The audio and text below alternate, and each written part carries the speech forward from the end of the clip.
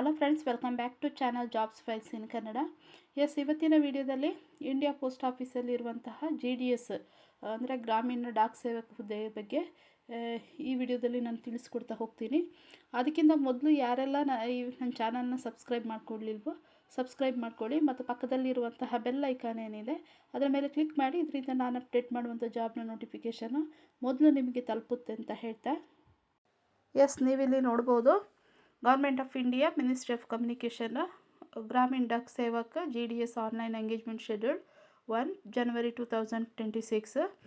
ಅಂದರೆ ಈ ಡಾಕ್ ಇಲಾಖೆ ಏನಿದೆ, ವಿವಿಧ ಕಚೇರಿಗಳಲ್ಲಿ ಖಾಲಿ ಇರುವಂತಹ ಗ್ರಾಮೀಣ ಡಾಕ್ ಸೇವಕ GDS ಅಂದರೆ ಶಾಖಾ ಪೋಸ್ಟ್ ಮಾಸ್ಟರ್ ಇರ್ಬೋದು, ಅಂದರೆ BPM ಬ್ರಾಂಚ್ ಪೋಸ್ಟ್ ಮಾಸ್ಟರ್, ಇನ್ನು ಸಹಾಯಕ ಶಾಖಾ ಪೋಸ್ಟ್ ಮಾಸ್ಟರ್ ಅಂದರೆ ABPM ಅಂದರೆ assistant branch post master Dak Sevak ಹುದ್ದೆಗಳನ್ನು ಭರ್ತಿ ಮಾಡಲು ಅರ್ಹ ಅಭ್ಯರ್ಥಿಗಳಿಂದ ಅರ್ಜಿಯನ್ನು ಆಹ್ವಾನಿಸಲಾಗಿದೆ. ಅಂದರೆ ಪ್ರತಿ ವಲಯ ಅಥವಾ ವಿಭಾಗದ ತಾತ್ಕಾಲಿಕ ಖಾಲಿ ಹುದ್ದೆಗಳ ವಿವರಗಳನ್ನು ಇಲ್ಲಿ ಕೆಳಗಡೆ ಕೊಟ್ಟಿದ್ದಾರೆ, ಅದನ್ನು ನೋಡ್ಬೋದು. ಅರ್ಜಿಯನ್ನು ಆನ್ಲೈನ್ ಮೂಲಕನೇ ಸಲ್ಲಿಸಬೇಕು. ಇಲ್ಲಿ ವೆಬ್ಸೈಟ್ ಏನು ಕೊಟ್ಟಿದ್ದಾರೆ, ಈ ವೆಬ್ಸೈಟ್ ಮೂಲಕನೇ ಅಪ್ಲಿಕೇಶನ್ ಹಾಕಬೇಕಾಗತ್ತೆ. ಇನ್ನು ಸೆಕೆಂಡ್ ನೋಡೋದಾದರೆ registration or online application and edit corrections windows ನೋಡ್ಬೋದು. ಇಲ್ಲಿ ನೀವು ಆನ್ಲೈನಲ್ಲಿ ಅರ್ಜಿ ಸಲ್ಲಿಸಲು ಪ್ರತಿಯೊಬ್ಬ ಅಭ್ಯರ್ಥಿಗೆ ಒಂದೇ ಒಂದು ನೋಂದಣಿಗೆ ಮಾತ್ರ ಅನುಮತಿ ನೀಡಲಾಗಿದೆ. ಅಂದರೆ ಒಬ್ಬರು ಒಂದೇ ಅಪ್ಲಿಕೇಶನ್ ಹಾಕಲಿಕ್ಕೆ ಸಾಧ್ಯ, ಅಥವಾ ಒಂದಕ್ಕಿಂತ ಹೆಚ್ಚು ಅಪ್ಲಿಕೇಶನ್ ಏನಾದರೂ ಹಾಕಿದರೆ ಅಂತಹ ಅಭ್ಯರ್ಥಿ ಏನಿದೆ ಅವರ ಅರ್ಜಿಯನ್ನು ರದ್ದುಪಡಿಸಲಾಗುತ್ತೆ ಅಂತೇಳಿ ಇಲ್ಲಿ ತಿಳಿಸಿರುವಂಥದ್ದು. ಇನ್ನು ಅರ್ಜಿಯೊಂದಿಗೆ ಯಾವುದೇ ರೀತಿಯಾದಂತಹ ಡಾಕ್ಯುಮೆಂಟನ್ನು ಅಪ್ಲೋಡ್ ಮಾಡುವಂಥದ್ದು ಅಥವಾ ಕೊಡುವಂಥದ್ದು ಏನೂ ಇಲ್ಲ. ಏನಿದೆ ಫೋಟೋ ಮತ್ತು ಸಹಿ ಏನಿದೆ ಅದನ್ನು ಮಾತ್ರ ಅಪ್ಲೋಡ್ ಮಾಡಲಿಕ್ಕೆ ಇರ್ತದೆ. ಇನ್ನು ಆನ್ಲೈನು ರಿಜಿಸ್ಟ್ರೇಷನ್ ಇರ್ಬೋದು ಅಥವಾ ಅರ್ಜಿ ಹೇಗೆ ಸಲ್ಲಿಸೋದು ಅಂತ ಇದರ ಸೂಚನೆಯನ್ನು ಇಲ್ಲಿ ಶೆಡ್ಯೂಲ್ 2 ಅಲ್ಲಿ ಕೊಟ್ಟಿದ್ದಾರೆ, ನೋಡ್ಕೋಬೋದು. ಇನ್ನು ಅಂತಿಮ ಸಲ್ಲಿಕೆಗೆ ಮುನ್ನ ನೋಂದಣಿ ಹಾಗೂ ಅರ್ಜಿ ಫಾರ್ಮ್ನಲ್ಲಿರುವ ಎಲ್ಲ ವಿವರಗಳನ್ನು ಜಾಗೃತಿಯಿಂದ ತುಂಬಿ ಪರಿಶೀಲಿಸಬೇಕು. ಅಭ್ಯರ್ಥಿಗಳಿಗೆ ಸಲಹೆ ನೀಡಲಾಗಿದೆ ಅಂತೇಳಿ ತಿಳಿಸಿದ್ದಾರೆ. ಹಾಗಾಗಿ ನೀವು ಅಪ್ಲಿಕೇಶನ್ ಹಾಕ್ಲಿಕ್ಕಿಂತ ಮುಂಚೆ ಏನು ನೋಟಿಫಿಕೇಷನ್ ಏನಿದೆ ಅದನ್ನು ಕ್ಲಿಯರಾಗಿ ಓದ್ಕೊಂಡು ಆಮೇಲೆ ಅಪ್ಲಿಕೇಶನ್ ಹಾಕಿ. ಒಂದು ವೇಳೆ ತಪ್ಪೇನಾದರೂ ಆದರೆ ಅದನ್ನು ಮತ್ತೆ ರಿಜಿಸ್ಟರ್ ಮಾಡಿಸ್ಬೇಕು ಅಂತ ಏನೂ ಇಲ್ಲ. ಯಾಕೆ ಅಂತ ಹೇಳಿದರೆ ಅದರ ಕರೆಕ್ಷನ್ ಮಾಡಲಿಕ್ಕೆ ಟೈಮ್ ಕೊಟ್ಟಿದ್ದಾರೆ, ಆ ಟೈಮಲ್ಲಿ ನೀವು ತಿದ್ದುಪಡಿಯನ್ನು ಮಾಡ್ಕೊಳ್ಬೋದು. ಇನ್ನು ಅರ್ಜಿ ಸಲ್ಲಿಸಲು ಪ್ರಾರಂಭದ ದಿನಾಂಕದ ಬಗ್ಗೆ ನೋಡೋದಾದರೆ, ಆನ್ಲೈನ್ ಮೂಲಕ ರಿಜಿಸ್ಟ್ರೇಷನ್ ಮಾಡಿಕೊಳ್ಳಲಿಕ್ಕೆ 31/2/2026 ಅಂದರೆ ಜನವರಿ 31ನೇ ತಾರೀಕಿಂದ ಪ್ರಾರಂಭವಾಗಿದೆ. 14/2/2026 ತನಕ ರಿಜಿಸ್ಟ್ರೇಷನ್ ಮಾಡಿಸ್ಕೊಳ್ಬೋದು. And submission of the online application and fees payment ಬಗ್ಗೆ ನೋಡೋದಾದರೆ 2/2/2026 ಇಂದ 16/2/2026 ಈ ದಿನದಲ್ಲಿ ಪೇಮೆಂಟ್ ಮಾಡ್ಬೋದು ನೀವು. ಮತ್ತು ಲಾಸ್ಟ್ ಡೇಟ್ ಕೂಡ ಆಗಿರುತ್ತೆ. 14ಗೆ ಲಾಸ್ಟ್ ಡೇಟ್, ಫೆಬ್ರವರಿ 14ಗೆ ಲಾಸ್ಟ್ ಡೇಟ್ ಆಗಿರುತ್ತೆ ಅಪ್ಲಿಕೇಶನ್ ಹಾಕಲಿಕ್ಕೆ. ಫೀಸ್ ಪೇ ಮಾಡಲಿಕ್ಕೆ 16ಗೆ ಲಾಸ್ಟ್ ಡೇಟ್ ಆಗಿರುತ್ತೆ. ಇನ್ನು ಅಪ್ಲಿಕೇಶನ್ ಏನಾದರೂ ಕರೆಕ್ಷನ್ ಮಾಡಲಿಕ್ಕಿದ್ರೆ ಡೇಟ್ ಕೊಟ್ಟಿದ್ದಾರೆ 18/2/26 ಅಂದರೆ ಫೆಬ್ರವರಿ 18ಇಂದ 19 ತನಕ ಡೇಟ್ ಕೊಟ್ಟಿದ್ದಾರೆ. ಆ ದಿನಾಂಕದಲ್ಲಿ ನೀವೇನಾದರೂ ತಪ್ಪು ಮಾಡಿದರೆ ಅಪ್ಲಿಕೇಶನ್ ಹಾಕುವಾಗ ಅದನ್ನು ಕರೆಕ್ಷನ್ ಮಾಡಿಸ್ಕೊಳ್ಬೋದು. ಇನ್ನು service conditions and brief job profile and resident and accommodation ಇದ್ರ ಬಗ್ಗೆ ನೋಡೋದಾದರೆ ಸೇವಾ ಷರತ್ತುಗಳು, ಸಂಕ್ಷಿಪ್ತ ಕೆಲಸದ ವಿವರ ಹಾಗೂ ವಾಸಸ್ಥಳ ಮತ್ತು ವಸತಿ ವ್ಯವಸ್ಥೆ ಇದರ ಬಗ್ಗೆ ನೋಡೋದಾದರೆ ವಿವಿಧ ವರ್ಗಗಳ GDS ಸೇವಾ ಷರತ್ತು ಏನಿದೆ, ಸಂಕ್ಷಿಪ್ತ ಕೆಲಸದ ವಿವರ ಹಾಗೂ ವಾಸಸ್ಥಳದ ಬಗ್ಗೆ ಈ ಕೆಳಗಡೆ ಕೊಟ್ಟಿದ್ದಾರೆ, ಅವರು ನೋಡ್ಬೋದು. ಅರ್ಜಿದಾರರು ಸ್ಪಷ್ಟವಾಗಿ ತಿಳಿದುಕೊಳ್ಳಬೇಕಾದದ್ದು ಏನೆಂದರೆ GDS ಇಲಾಖೆ ಕೇಂದ್ರ ಸರ್ಕಾರದ ನಿಯಮಿತ ನೌಕರರು ಅಲ್ಲ ಮತ್ತು ಅವರ ವೇತನ ಭತ್ಯೆಗಳು ಹಾಗೂ ಇತರೆ ಹಕ್ಕುಗಳು ಕೇಂದ್ರ ಸರ್ಕಾರದ ನೌಕರರ ಮಟ್ಟಕ್ಕೆ ಸಮನಾಗಿರುವುದಿಲ್ಲ ಅಂತ ತಿಳಿಸಿದ್ದಾರೆ. ಇನ್ನು ಅವರ ಸೇವಾ ಷರತ್ತುಗಳು ಅಂಚೆ ಇಲಾಖೆ ಗ್ರಾಮೀಣ ಡಾಕ್ ಸೇವಕ ನಿಯಮಗಳು 2020 ಅಡಿಯಲ್ಲಿ ನಿಯಂತ್ರಿತವಾಗಿದ್ದು ಅವುಗಳನ್ನು ಸಮಯಾನುಸಾರ ತಿದ್ದುಪಡಿ ಮಾಡಲಾಗುತ್ತದೆ. ಇನ್ನು ಇವುಗಳನ್ನು ಭಾರತ ಸಂವಿಧಾನದ ಕಲಂ 309 ಅಡಿಯಲ್ಲಿ ರೂಪಿಸಲಾಗಿಲ್ಲ ಅಂತೇಳಿ ತಿಳಿಸಿದ್ದಾರೆ. ಇನ್ನು ಅವರು ರಾಜ್ಯದ ನಾಗರಿಕ ಸೇವೆಗಳ ಹೊರಗಿನ ನಾಗರಿಕ ಹುದ್ದೆಗಳ ಧಾರಕರಾಗಿರ್ತಾರೆ ಅಂತೇಳಿ ಇಲ್ಲಿ ತಿಳಿಸಿರುವಂಥದ್ದು. ಇನ್ನು ಇಲಾಖೆಗಳ ಸೇವೆಯನ್ನು ಒದಗಿಸುವ ಸಲುವಾಗಿ ಅವರು ಮುಖ್ಯವಾಗಿ ಗ್ರಾಮೀಣ ಪ್ರದೇಶದಲ್ಲಿ ಸೇವೆ ಸಲ್ಲಿಸಬೇಕಾಗುತ್ತೆ. ಯಾರು ಅಪ್ಲಿಕೇಶನ್ ಹಾಕ್ತೀರಾ GDS ಅವರು ಗ್ರಾಮೀಣ ಪ್ರದೇಶದಲ್ಲಿ ಸೇವೆಯನ್ನು ಸಲ್ಲಿಸಬೇಕಾಗುತ್ತೆ ಅಂತೇಳಿ ತಿಳಿಸಿದ್ದಾರೆ. ಇನ್ನು ಮೇಲ್ಕಂಡ GDS ನಿಯಮಗಳ ಅನುಸಾರ ಏನಿದೆ 3A ಪ್ರಕಾರ ಅವರು ದಿನಕ್ಕೆ ಕನಿಷ್ಠ ಅಂದರೂ 4 ಗಂಟೆ ಮತ್ತು 5 ಗಂಟೆಗಳವರೆಗೆ ಕೆಲಸ ಮಾಡಬೇಕಾಗುತ್ತೆ. ಹಾಗೂ 65 ವರ್ಷ ವಯಸ್ಸಿನ ನಂತರ ಸೇವಕರಾಗಿ ಮುಂದುವರಿಯಲು ಅವಕಾಶ ಇರುವುದಿಲ್ಲ ಅಂತೇಳಿ ತಿಳಿಸಿರುವಂಥದ್ದು. ಇನ್ನು GDS ಕೆಲಸ ಏನಿದೆ ಇದರ ವಿವರಗಳನ್ನ ನೋಡೋದಾದರೆ, ಬ್ರಾಂಚ್ ಪೋಸ್ಟ್ ಮಾಸ್ಟರ್, ಆ ಪೋಸ್ಟ್ ಮಾಸ್ಟರ್ ಕೆಲಸ ಏನಿದೆ ಅಂತೇಳಿ ನೋಡೋದಾದರೆ, ಇಲಾಖೆಯಿಂದ ಸಮಯಾನುಸಾರ ನೀಡುವ ಮಾರ್ಗಸೂಚಿಗಳಂತೆ ಬ್ರಾಂಚ್ ಪೋಸ್ಟ್ ಆಫೀಸ್ ಹಾಗೂ ಇಂಡಿಯಾ ಪೋಸ್ಟ್ ಪೇಮೆಂಟ್ ಬ್ಯಾಂಕ್ ಏನಿದೆ ದೈನಂದಿನ ಅಂಚೆ ಕಾರ್ಯಾಚರಣೆಗಳನ್ನು ನಿರ್ವಹಿಸುವುದು, ಇಲಾಖೆಯ ಉತ್ಪನ್ನಗಳು ಮತ್ತು ಸೇವೆಗಳ ಮಾರುಕಟ್ಟೆಗೊಳಿಸುವಿಕೆ ಹಾಗೂ ಪ್ರಚಾರ ಕಾರ್ಯಗಳು ಹಾಗೂ ಗ್ರಾಹಕರ ಸೇವಾ ಕೇಂದ್ರಗಳಲ್ಲಿ ವಿವಿಧ ಸೇವೆಗಳನ್ನು ನಿರ್ವಹಿಸುವುದು. ಇನ್ನು ಏಕ ಸಿಬ್ಬಂದಿ ಹೊಂದಿರುವಂತಹ BO ಗಳಲ್ಲಿ ಕಚೇರಿಯಲ್ಲಿ ಸುಗಮ ಹಾಗೂ ಸಮಯಪಾಲಿತ ಕಾರ್ಯನಿರ್ವಹಣೆ, ಅಂಚೆ ಸಾಗಣೆ ಮತ್ತು ಅಂಚೆ ವಿತರಣೆಯ ಸಂಪೂರ್ಣ ಜವಾಬ್ದಾರಿಯನ್ನು BPM ಬ್ರಾಂಚ್ ಪೋಸ್ಟ್ ಮಾಸ್ಟರ್ದವರಾಗಿರುತ್ತೆ ಅಂತೇಳಿ ತಿಳಿಸಿದ್ದಾರೆ. ಇನ್ನು ಏಕ ಸಿಬ್ಬಂದಿ ಅಲ್ಲದಂತಹ ಬ್ರಾಂಚ್ ಆಫೀಸ್ ಏನಿದೆ ಅಲ್ಲಿ BPM ಅವರಿಗೆ ABPM ಅಂದರೆ ಸಹಾಯಕ ಬ್ರಾಂಚ್ ಪೋಸ್ಟ್ ಮಾಸ್ಟರ್ ಸಹಾಯ ಮಾಡ್ಬೋದು ಅಂತ ತಿಳಿಸಿದ್ದಾರೆ. ಆದರೆ ABPM ಲಭ್ಯವಿಲ್ಲದ ಸಂದರ್ಭದಲ್ಲಿ ಅಥವಾ ಆದೇಶಿಸಿದಂತೆ BPM ಅವರು ABPM ಅವರ ಕರ್ತವ್ಯಗಳನ್ನು ನಿರ್ವಹಿಸಬೇಕಾಗುತ್ತೆ ಅಂತ ಹೇಳಿದ್ದಾರೆ. ಇನ್ನು ಮೇಲಧಿಕಾರಿಗಳಾದ ಮೇಲ್ ಓವರ್ಸೀಲರ್ ಮತ್ತು ಇನ್ಸ್ಪೆಕ್ಟರ್ ಪೋಸ್ಟು, ಸಹಾಯಕ ಅಂಚೆ ಅಧೀಕ್ಷಕರು ಇರ್ಬೋದು ಆ್ಯಂಡ್ ಅಧೀಕ್ಷಕರು ಇರ್ಬೋದು, ಹಿರಿಯ ಅಂಚೆ ಅಧೀಕ್ಷಕರು ಇರೋದು ಮುಂತಾದವರು ನೀಡುವ ಇತರೆ ಕೆಲಸಗಳನ್ನು ಕೂಡ ನಿರ್ವಹಿಸಬೇಕಾಗುತ್ತೆ ಅಂತೇಳಿ ತಿಳಿಸಿದ್ದಾರೆ. ಇನ್ನು ಸೆಲೆಕ್ಟ್ ಆದಂತಹ GDS ಅಭ್ಯರ್ಥಿಗಳ ರೆಸಿಡೆನ್ಸ್ ಅಥವಾ ಅಕಾಮಿಡೇಷನ್ ಬಗ್ಗೆ ನೋಡೋದಾದರೆ, ಆಯ್ಕೆಯಾದ ಅಭ್ಯರ್ಥಿಯು ಆಯ್ಕೆಯಾದ ನಂತರ ಅಂದರೆ ನೇಮಕಕ್ಕೆ ಮುನ್ನ ಶಾಖಾ ಅಂಚೆ ಕಚೇರಿಗಾಗಿ ವಸತಿ ಒದಗಿಸಬೇಕು. ಅಂದರೆ ನೀವು ಸೆಲೆಕ್ಟ್ ಆದರೆ ನೀವೆಲ್ಲಿ ವಾಸ ಮಾಡ್ತಿದ್ದೀರಾ ಅಂತ ಅದರ ಡೀಟೇಲ್ನ ಅಲ್ಲಿ ಕೊಡಬೇಕಾಗತ್ತೆ. ಅಂದರೆ ನೀವು ನೇಮಕಕ್ಕೆ ಮುನ್ನವೇ ಕೊಡಬೇಕು. ಆಯ್ಕೆಯಾದ ಅಭ್ಯರ್ಥಿಯು BO ಕಾರ್ಯನಿರ್ವಹಿಸುವ ಅಂಚೆ ಗ್ರಾಮದೊಳಗಡೆ ವಾಸಿಸಬೇಕು. ಇನ್ನು ಸಹಾಯಕ ಅಂಚೆ ಮಾಸ್ಟರ್ ಬಗ್ಗೆ ನೋಡೋದಾದರೆ, ಸಹಾಯಕ ಅಂಚೆ ಮಾಸ್ಟರ್ ಇವರ ಕೆಲಸದ ವಿವರಗಳ ಬಗ್ಗೆ ನೋಡೋದಾದರೆ, ಸ್ಟ್ಯಾಂಪ್ಗಳು ಮತ್ತು ಸ್ಟೇಷನರಿ ಮಾರಾಟ, ಅಂಚೆ ಸಾಗಣೆ ಮತ್ತು ಮನೆ ಬಾಗಿಲಿಗೆ ಅಂಚೆ ವಿತರಣೆ, ಖಾತೆ ಕಚೇರಿಯೊಂದಿಗೆ ಅಂಚೆ ವಿನಿಮಯ, IPP ಠೇವಣಿ ಪಾವತಿ ಇತರ ವ್ಯವಹಾರಗಳನ್ನ ಮಾಡಬೇಕಾಗುತ್ತೆ.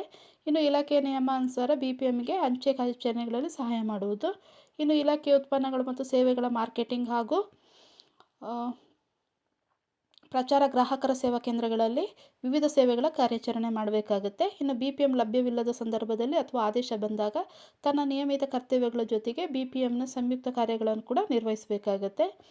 ಇನ್ನು MO, IPO, ASPO, SPOS, SSPOS ಮುಂತಾದ ಮೇಲಧಿಕಾರಿಗಳು ನೀಡುವ ಇತರೆ ಯಾವುದೇ ಕೆಲಸನ ಕೂಡ ಮಾಡಬೇಕಾಗುತ್ತೆ. ಇನ್ನು ರೆಸಿಡೆನ್ಸ್ ಬಗ್ಗೆ ನೋಡೋದಾದರೆ, ABPMಗಳು ಸಂಬಂಧಿಸಿದ BO ಶಾಖಾ ಅಂಚೆ ಕಚೇರಿ ಏನಿದೆ ಅದರ ವಿತರಣಾ ವ್ಯಾಪ್ತಿಯೊಳಗಡೆ ವಾಸ ಮಾಡಬೇಕು ಅಂತೇಳಿ ತಿಳಿಸಿದ್ದಾರೆ.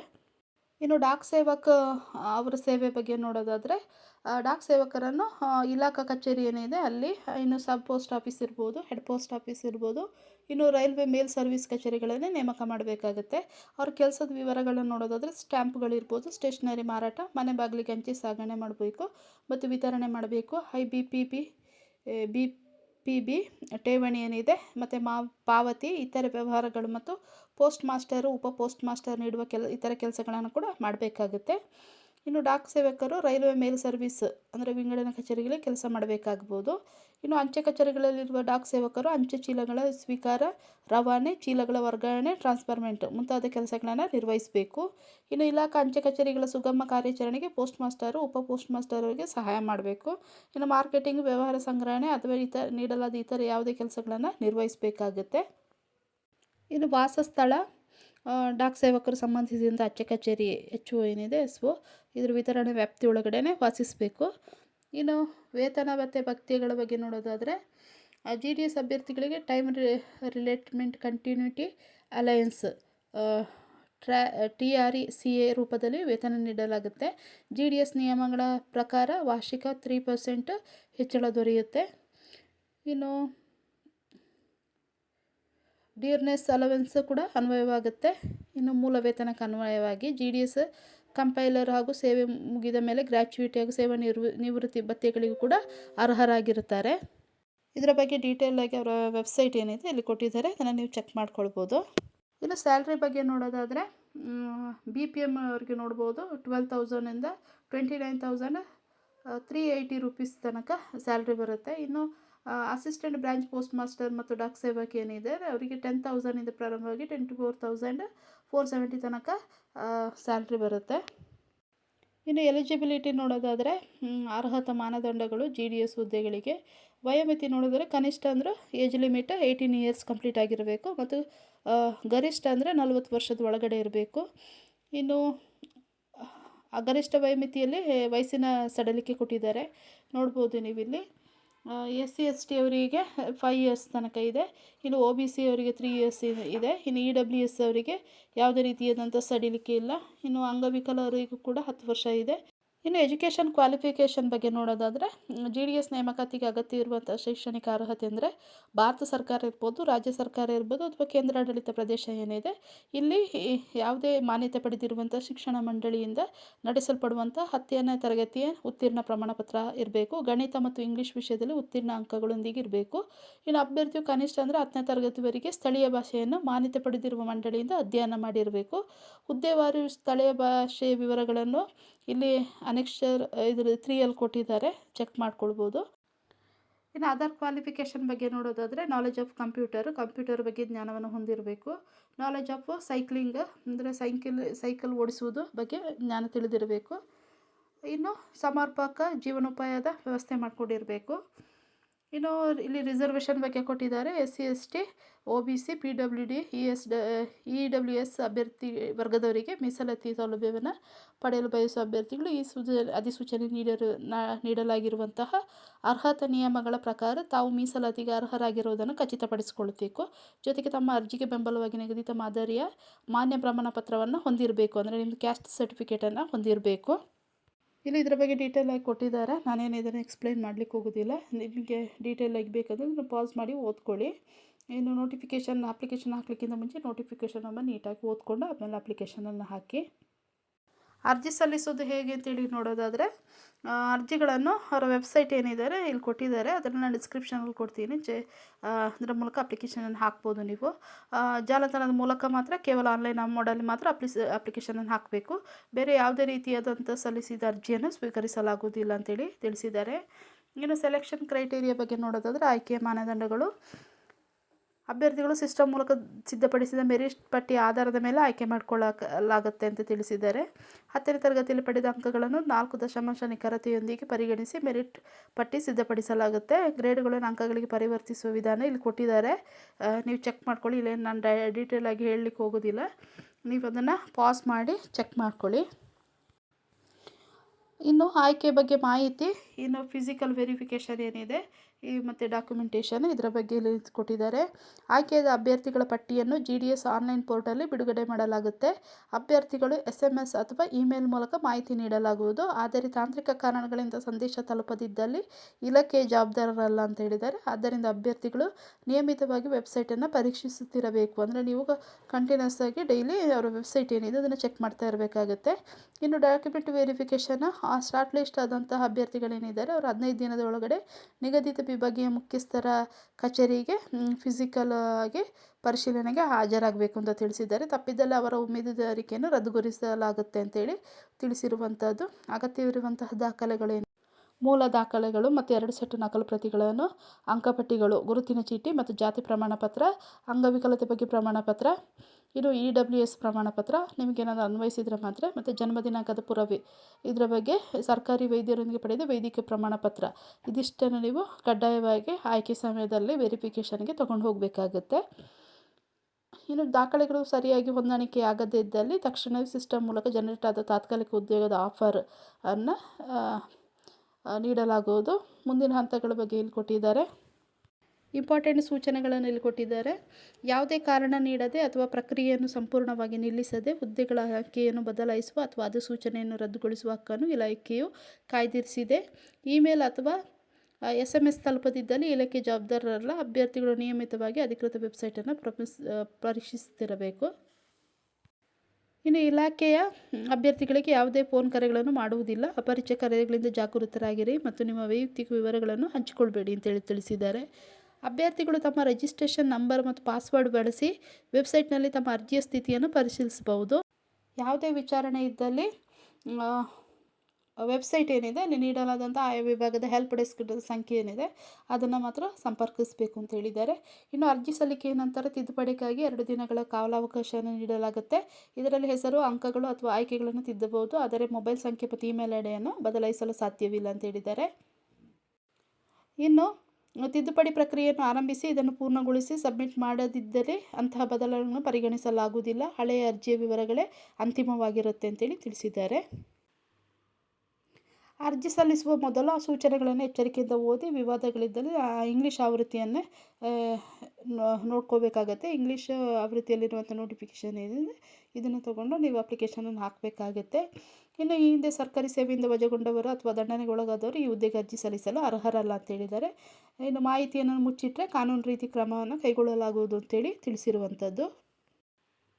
ಇನ್ನು ಆಯ್ಕೆಯಾದಂಥ ಅಭ್ಯರ್ಥಿಗಳಿಗೆ ತಮಗೆ ಕಂಪ್ಯೂಟರ್ ಜ್ಞಾನ, ಸೈಕಲ್ ತುಳಿಯುವಿಕೆ ಬಗ್ಗೆ ತಿಳಿದಿದ್ದೆಂದು, ಜೀವನೋಪಾಯಕ್ಕೆ ಸಾಕಷ್ಟು ಆದಾಯದ ಮೂಲವಿದೆ ಎಂದು ಪ್ರಮಾಣಪತ್ರವನ್ನು ಸಲ್ಲಿಸಬೇಕಾಗತ್ತೆ. ಇನ್ನು ಇಲಾಖೆ ನಿಮ್ಮ 10ನೇ ತರಗತಿ ಅಂಕಪಟ್ಟಿಯನ್ನು ಡಿಜಿಲಾಕರ್ ಮೂಲಕ ಪರಿಶೀಲಿಸುತ್ತದೆ. ಅದಕ್ಕೆ ಅಭ್ಯರ್ಥಿಗಳು ಸಮ್ಮತಿ ನೀಡಬೇಕಾಗುತ್ತೆ. ಇನ್ನು ಯಾವುದೇ ಚುನಾಯಿತ ಪದವಿ ಹೊಂದಿರುವ ವ್ಯಕ್ತಿಗಳನ್ನು ಈ ಹುದ್ದೆಗೆ ಪರಿಗಣಿಸಲಾಗುವುದಿಲ್ಲ ಅಂತ ಹೇಳಿದ್ದಾರೆ. ಆಯ್ಕೆಯಾದ ನಂತರ ಕಚೇರಿಯ ಇಲಾಖೆಯ ಹಿತಾಸಕ್ತಿಗೆ ವಿರುದ್ಧವಾಗಿ ಯಾವುದೇ ಹೊರಗಿನ ಕೆಲಸಗಳಲ್ಲಿ ತೊಡಗಿಸಿಕೊಳ್ಳಬಾರದು ಅಂತೇಳಿ ತಿಳಿಸಿರುವಂಥದ್ದು. ಇನ್ನು ಕೆಲವೊಂದು ಇಂಪಾರ್ಟೆಂಟ್ ಇನ್ಸ್ಟ್ರಕ್ಷನ್ ಕೊಟ್ಟಿದ್ದಾರೆ ಅಪ್ಲಿಕೆಂಟಿಗೆ, ನೋಡ್ಬೋದು ಇಲ್ಲಿ ನೀವು. ಅರ್ಜಿಯನ್ನು ಆನ್ಲೈನ್ ಮೂಲಕನೇ ಸಲ್ಲಿಸಬೇಕಾಗತ್ತೆ. ಇನ್ನು ಒಂದು ಬಾರಿ ರಿಜಿಸ್ಟ್ರೇಷನ್, ಒನ್ ಟೈಮ್ ರಿಜಿಸ್ಟ್ರೇಷನ್ ಏನಿದೆ ಅದು ಮಾಡ್ಕೋಬೇಕಾಗತ್ತೆ. ಆಮೇಲೆ ಆನ್ಲೈನ್ ಭರ್ತಿಯನ್ನು ಮಾಡಬೇಕಾಗತ್ತೆ. ಇದರ ಬಗ್ಗೆ ಡೀಟೇಲ್ಡಾಗಿ ಅವರ ವೆಬ್ಸೈಟ್ ಏನಿದೆ ಇಲ್ಲಿ ಕೊಟ್ಟಿದ್ದಾರೆ. ಇಲ್ಲಿ ರಿಜಿಸ್ಟರ್ ಮಾಡಿಕೊಂಡು ಆಮೇಲೆ ಎಲ್ಲ ನೀವು ನಿಮ್ದು ಏನಿದೆ ಉಳಿದಿರುವಂತಹ ವಿವರಗಳನ್ನು ನೀವು ಭರ್ತಿ ಮಾಡಬೇಕಾಗತ್ತೆ. ಇನ್ನು ಅಪ್ಲಿಕೇಶನ್ ಹಾಕಲಿಕ್ಕಿಂತ ಮುಂಚೆ ನಿಮ್ಮದು ವ್ಯಾಲಿಡ್ ಆಗಿರುವಂತಹ ಮೊಬೈಲ್ ನಂಬರ್ ಇರ್ಬೋದು ಅಥವಾ ಇಮೇಲ್ ಐ ಡಿ ಮತ್ತು ಪರ್ಮನೆಂಟ್ ಅಡ್ರೆಸ್ ಏನಿದೆ ಇದನ್ನು ನೀವು ಕೊಡಬೇಕಾಗತ್ತೆ. ಹಾಗಾಗಿ ನೀಟಾಗಿ ಅಪ್ಲಿಕೇಶನ್ ಹಾಕುವಾಗ ನೋಡಿಕೊಂಡು ಚೆಕ್ ಮಾಡಿಕೊಂಡು ಆಮೇಲೆ ಅಪ್ಲಿಕೇಶನನ್ನು ಹಾಕಿ. ಇನ್ನು ಫೀಸ್ ಬಗ್ಗೆ ನೋಡೋದಾದರೆ, ಆಯ್ಕೆ ಮಾಡಿದ ವಿಭಾಗದ ಎಲ್ಲ ಹುದ್ದೆಗಳಿಗೆ ಅಭ್ಯರ್ಥಿಗಳು ₹100 ಮಾತ್ರ ಶುಲ್ಕವನ್ನು ಪಾವತಿಸಬೇಕಾಗತ್ತೆ. ಇನ್ನು ಎಲ್ಲ ಮಹಿಳಾ ಅಭ್ಯರ್ಥಿಗಳಿರ್ಬೋದು, SC/ST ಅಭ್ಯರ್ಥಿಗಳು, ವಿಕಲಚೇತನರು ಮತ್ತು ಟ್ರಾನ್ಸ್ ವುಮೆನ್ಸ್ ಏನಿದ್ದಾರೆ ಅಭ್ಯರ್ಥಿಗಳಿಗೆ ಶುಲ್ಕದಿಂದ ವಿನಾಯಿತಿ ನೀಡಲಾಗಿದೆ ಅಂತೇಳಿ ತಿಳಿಸಿರುವಂಥದ್ದು. ಇನ್ನು ಪಾವತಿ ವಿಧಾನ ನೋಡೋದಾದರೆ, ಅಭ್ಯರ್ಥಿಗಳು ಕ್ರೆಡಿಟ್, ಡೆಬಿಟ್ ಕಾರ್ಡ್ ಅಥವಾ ನೆಟ್ ಬ್ಯಾಂಕಿಂಗ್, UPI ಮೂಲಕ ಆನ್ಲೈನ್ ಪೇಮೆಂಟ್ ಮಾಡ್ಬೋದು. ಇನ್ನು ಮರುಪಾವತಿ ಇಲ್ಲ. ಒಮ್ಮೆ ನೀವು ಪಾವತಿಸಿದ ಶುಲ್ಕವನ್ನು ಯಾವುದೇ ಕಾರಣಕ್ಕೂ ಮರುಪಾವತಿ ಮಾಡಲಾಗುವುದಿಲ್ಲ ಅಂತ ತಿಳಿಸಿದ್ದಾರೆ. ಇನ್ನು ಆನ್ಲೈನ್ ಶುಲ್ಕ ಪಾವತಿಯ ನಿಗದಿತ ದಿನಾಂಕ ಏನಿದೆ ಅದರೊಳಗಡೆ ನೀವು 5 ಗಂಟೆ ಒಳಗಡೆ ನೀವು ಎಲ್ಲ ಪೇಮೆಂಟ್ನ ಮಾಡಬೇಕಾಗುತ್ತೆ. ನಂತರ ನೀವೇನು ಪೇಮೆಂಟ್ ಮಾಡಿದ್ರೆ ನಿಮ್ಮ ಅರ್ಜಿಯನ್ನು ಸ್ವೀಕಾರ ಮಾಡಲಾಗುವುದಿಲ್ಲ ಅಂತ ತಿಳಿಸಿರುವಂಥದ್ದು. ಇನ್ನು ಇಲ್ಲೊಂದು ಇಂಪಾರ್ಟೆಂಟ್ ಇದೆಲ್ಲ ಸೂಚನೆಗಳನ್ನೆಲ್ಲ ಕೊಟ್ಟಿದ್ದಾರೆ. ನಾನು ಅದನ್ನೇನು ಇಲ್ಲಿ ಎಕ್ಸ್ಪ್ಲೇನ್ ಮಾಡ್ತಾ ಇಲ್ಲ. ನೋಟಿಫಿಕೇಷನ್ ಏನಿದೆ ಅದನ್ನು ನೋಡ್ಕೊಳ್ಳಿ. ಅರ್ಜಿ ಫಾರ್ಮೇಟ್ ಯಾವ ರೀತಿಯೆಲ್ಲ ಇರುತ್ತೆ ಅಂತೇಳಿ, ಸರ್ಟಿಫಿಕೇಟ್ಗಳೆಲ್ಲ ಅದರ ಬಗ್ಗೆ ಇಲ್ಲಿ ಡೀಟೇಲಾಗಿ ಕೊಟ್ಟಿದ್ದಾರೆ. ನಾನು ಅದರ ಬಗ್ಗೆ ಏನು ತಿಳಿಸ್ತಾ ಇಲ್ಲ ಇಲ್ಲಿ. ಇವತ್ತಿನ ವಿಡಿಯೋದಲ್ಲಿ ನಾನು ಪೋಸ್ಟ್ ಆಫೀಸಲ್ಲಿರುವಂತಹ GDS ಪೋಸ್ಟ್ ಏನಿದೆ ಇದರ ಬಗ್ಗೆ ನಾನು ಡೀಟೇಲಾಗಿ ಅದರ ಬಗ್ಗೆ ಮಾಹಿತಿಯನ್ನು ಈ ವಿಡಿಯೋದಲ್ಲಿ ತಿಳಿಸ್ಕೊಟ್ಟಿದ್ದೀನಿ. ನೀವೇನಾದರೂ ಇಂಟ್ರೆಸ್ಟ್ ಇದೆ, SSLC ಕಂಪ್ಲೀಟ್ ಆಗಿದೆ, ನಿಮಗೊಂದು ಒಳ್ಳೆಯ ಅವಕಾಶ ಅಂತ ಹೇಳ್ಬೋದು. ಈ ಹುದ್ದೆಗೆ ಅರ್ಜಿಯನ್ನು ಸಲ್ಲಿಸ್ಬೋದು. ನಿಮಗೆ ಇಂಟ್ರೆಸ್ಟ್ ಇದ್ದು ಎಲಿಜಿಬಲ್ ಇದ್ದರೆ ಈ ಹುದ್ದೆಗೆ ಅರ್ಜಿಯನ್ನು ಸಲ್ಲಿಸಿ ಅಂತ ಹೇಳ್ತಾ, ಈ ವಿಡಿಯೋ ನಿಮಗೆ ಇಷ್ಟವಾದರೆ ಒಂದು ಲೈಕ್ ಕೊಡಿ. ಮತ್ತು ಯಾರಿಗಿದ್ರ ಅವಶ್ಯಕತೆ ಇದೆ ಅವರಿಗೆ ಈ ವಿಡಿಯೋನ ಶೇರ್ ಮಾಡಿ ಅಂತ ಹೇಳ್ತಾ, ಥ್ಯಾಂಕ್ ಯು ಫಾರ್ ವಾಚಿಂಗ್.